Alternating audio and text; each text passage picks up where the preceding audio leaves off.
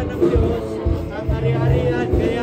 Kaya sasabihin, i-declare natin na God's property, He will not allow contract.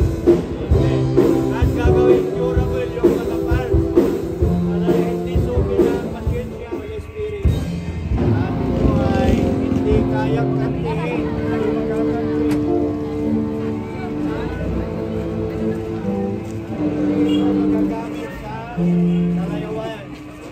Magagamit sa kaluluwalhati ng Diyos at maging durable, Lord, ang lahat ng parts, especially ang makina, ulong ng lahat, at ang pintuan na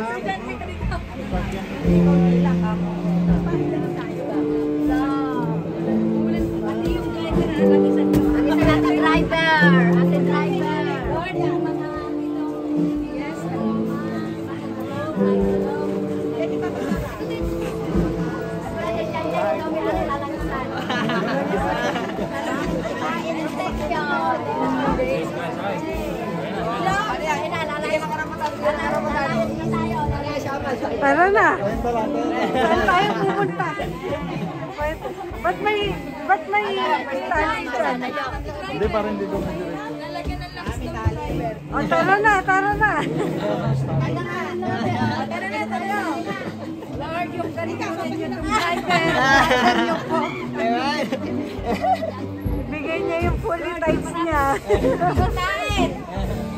Sulit ang pagbili. Tama pa ulit dyan, matutuloy-tuloy yung biyahe. Mag-aanganak pa ng isa. Hindi na lang natin sa suki. Ban nyo.